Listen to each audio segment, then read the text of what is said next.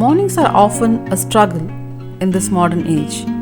As a child, our parents always insisted that we get up early in the morning, but we usually got up only when the fan was switched off.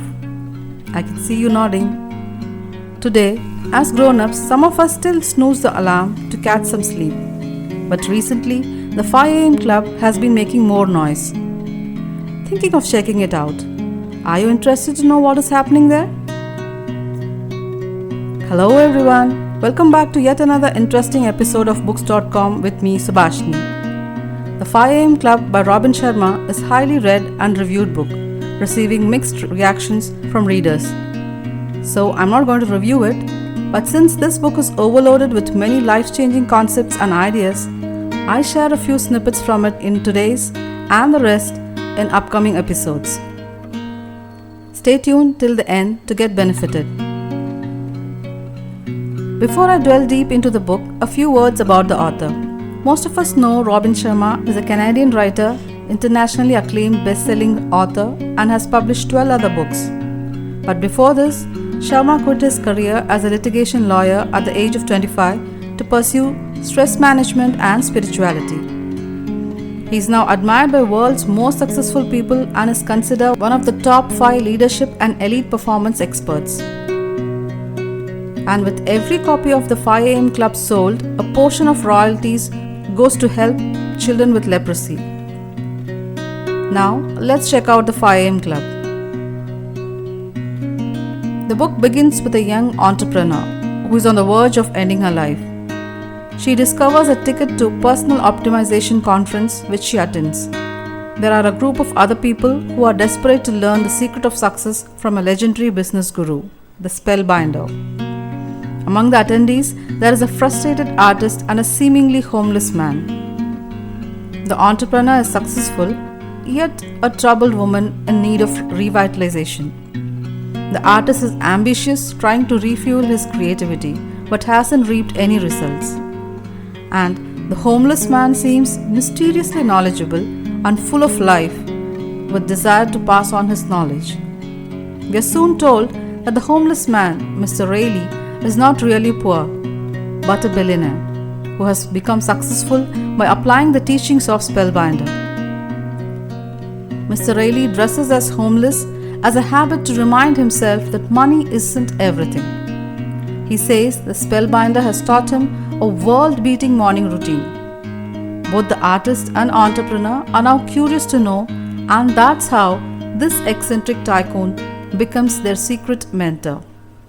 He charters a plane with the logo 5AC. Indeed weirdo to the entrepreneur and artist. All three tour Mauritius, India, Italy and South Africa, and that's where he provides them learnings on habits, perseverance, focus, etc. The central teaching of the book is to start your day at 5 a.m., which of course is nothing new to we Indians. Our age-old practice of getting up in Brahma Muhurtam is again served in a new platter. But the impressive part is the neuroscientific support. Sharma offers 10 tactics, multiple habits and several tips for elite performance.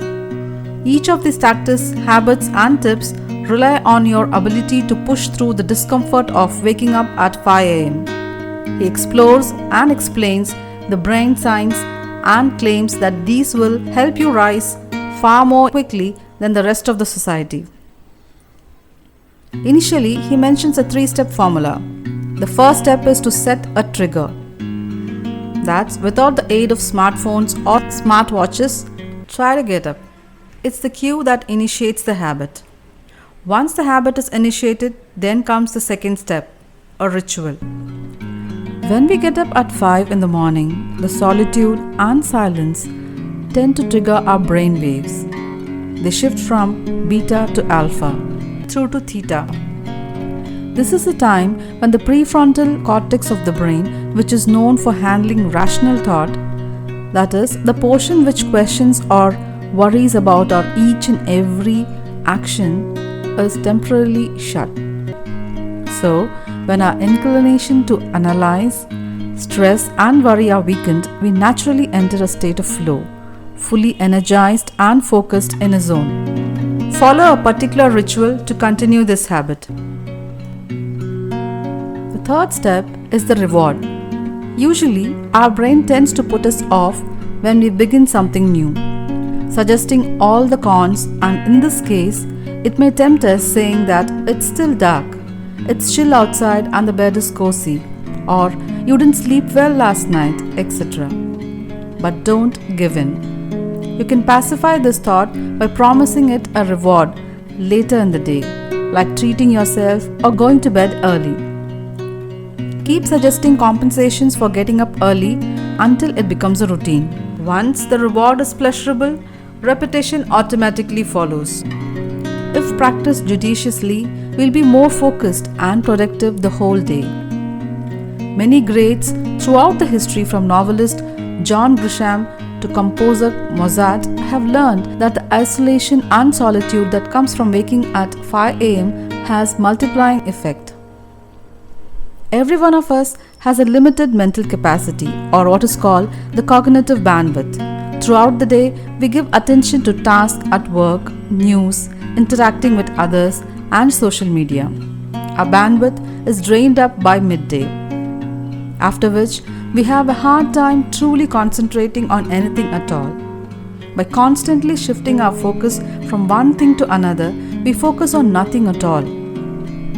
However, Sharma says if we wake up by 5 a.m., we have a golden opportunity to concentrate on a singular high-value activity without our brain getting distracted. All said, how to begin? Imagine your habit to be a software that has to be installed into your brain's CPU. According to research, it takes around 66 days for any habit to become automatic, and these 66 days are divided into 3 stages. According to Habit Installation Protocol, stage 1 is destruction, where you destroy old habits and try to implement a new one. It's like preparing our system for a new software. You may face severe resistance from your brain. It may question, why should I get up early?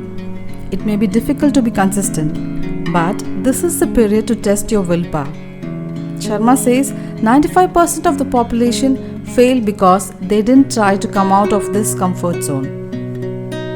To be in the 5% rich and successful people, you need to destruct this thought of comfort and face the challenge. How passionate you are towards your goal gets determined how much you are ready to suffer, because the Latin root for the word passion itself means to suffer. The next 22 days are part of the installation stage. This is the most challenging phase of all 3. Installation is where we attempt to install this habit into our lives. We deal with how the habit impacts and is impacted by the rest of our habits. You may encounter fear during this period because you have accepted a new change. But Sharma says this is quite common for everyone. The last stage is integration. Integration is where the habits slowly start to become more like an automatic response. You may not be pushing yourself to get up early. It gets imbibed into your life like breathing, walking, or brushing your teeth in morning. The first part of any change is complicated. The middle is messy, and the end is beautiful. Sharma says the things you find simple now were once complex for you. Soon you will become accustomed to getting up early. To get to the top 5%, you must start doing what 95% of people are not willing to do. Well, do you want to turbocharge your mental focus, build your physical fitness, or be your best self daily? Then stay tuned with Books.com to know the little known formula of elite performers. Hope you like the snippet. The rest in the next.